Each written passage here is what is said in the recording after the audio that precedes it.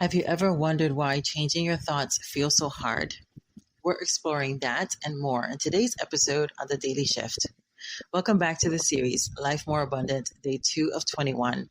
In our last podcast, we explored how words shape your reality and activate God's promises. If you missed it, I highly recommend going back and watching it. You'll want to understand how important words are in activating God's promises in your life. For ease of reference, it's in the description for you. Today, we're taking it deeper. How can we renew our minds and align our thinking with God's truth? Right? Because we've had that question. Sometimes it does feel hard to change our thoughts. So let's uncover that together. You see, your words are powerful, but they come from your beliefs. And those beliefs are shaped by what's happening in your mind. So let's dig deeper into how we can transform our thinking and align it with God's truth. If you're new to me, hi, my name is Raquel, and I'm your GPS for success.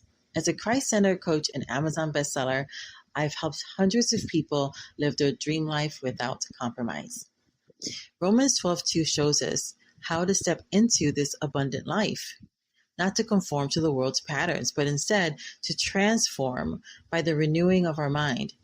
This verse holds the key to experiencing real change in your life. But how do we practically live this out so that we can live that life more abundantly, just like our King Jesus promised? The secret is actually in the verse. First, we need to not conform to the pattern of the world. So I'm going to give you some practical self-coaching tips around this now. Just listen if you're listening for the first time, and then you can come back and write the questions down. First, identify an area of your life where you want to see change. Is it in your finances, relationships, health? Next, list your current actions around that area.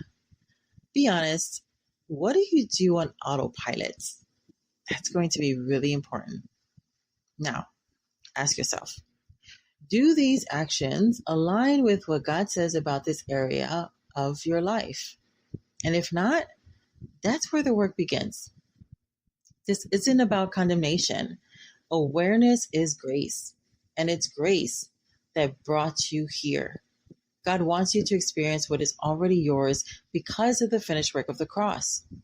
You might not know if the patterns you're recognizing are in our manual, in the Bible, and that's okay. Jot that down too.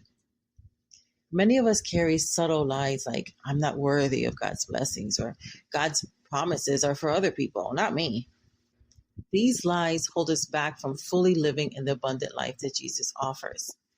So let's say you have the thought, I'll never have enough. That's going to trigger feelings of anxiety, which leads to actions of hoarding or living in fear. But what if you replace that thought with God's truth? The Lord is my shepherd. I lack nothing. Psalm 23, verse 1. For instance, some of my clients were working through this lie, that God is a punisher. And while he loved them enough to save them, they were pretty much on their own on this life. Or they were thinking that as things were stacking up on them, then maybe God was mad at them. That even though they felt like they were doing everything God wanted them to do, they were still being punished for imperfection. And that's simply not true. So I helped them through this access that they have, this 24/7 asynchronous coaching, so we can dismantle in real time the lies and replace them with the truth. Because the truth is, God doesn't send us bad experiences to teach us a lesson. He is a good father. This part might feel uncomfortable, and that's okay. And it's actually good. Again, it's grace coming up for you to expose the lie that you believe so that you can be free of it. If you're finding it tough to dismantle some of these lies on your own, that's completely normal.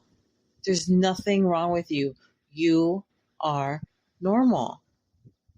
That's actually one of the reasons why I created the society. It's a community where you can access personalized coaching, resources, and support as you go through this transformation. It's packed with tools to help you live out the truth of who God says that you are.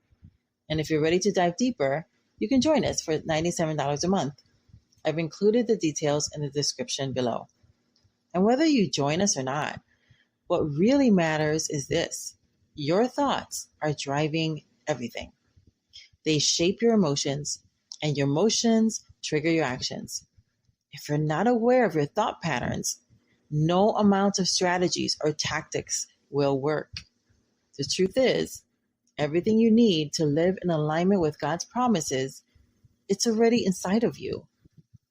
After all, you do have an unction from the Holy One. So you already know all things. You have the mind of Christ.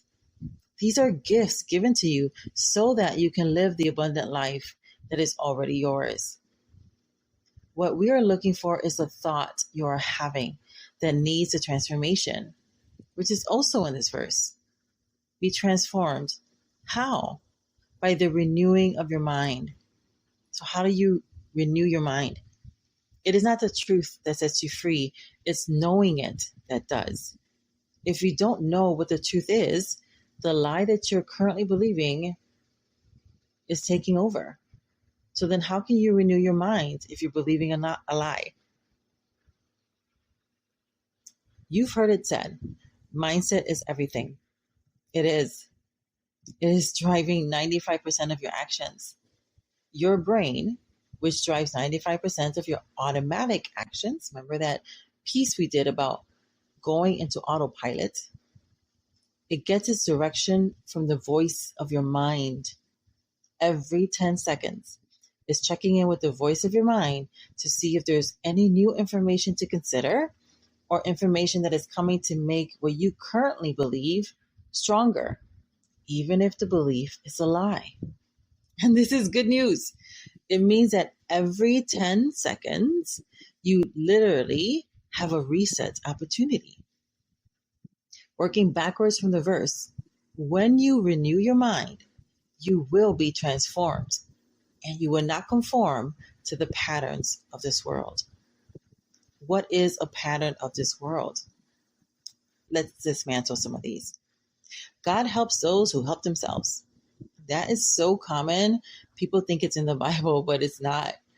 He wants us to come boldly to the throne of grace anytime we need them. He wants us to cast our cares upon him because he cares for us. He says of himself that he is your shepherd. You will not lack. He takes responsibility for taking care of you if you will allow him to.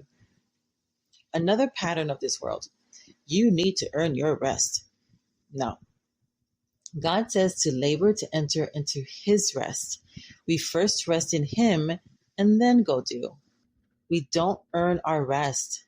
Rest is our gift from and in him.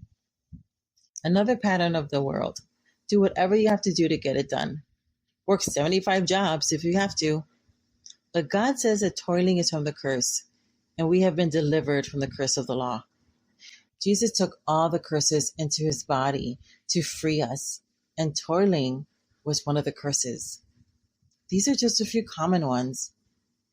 To renew your mind, here's what I recommend. Invest just 1% of your day. It's what I call the 1% model. That's about 14 minutes. And invest in renewing your mind. Think of this as planting seeds for your mindset that you want to grow. Over time, those seeds will take root and align your actions with God's promises. Remember, the old patterns, they didn't form overnight. But the good news is that renewing your mind won't take decades. Every time you feel resistance, it's a sign that transformation is happening. You might find other thoughts coming up that would try to deter you from, you've been running that worldly pattern, that belief for probably decades. The good news is it won't take decades to reverse it. For further coaching on this, check out my other 21-day YouTube series. There's one called Made for More and another one called Manifestation for Jesus Lovers. This would be a great place for you to start if you're unsure of what to do during your 1% time. I've listed the links for ease of reference in the description below for you as well. Until next time, may God's riches and best be yours. Don't forget to spend your 1% today renewing your mind? I'd love to hear what thoughts you're working to transform. Drop them in the comments and let's keep this conversation going. Bye for now.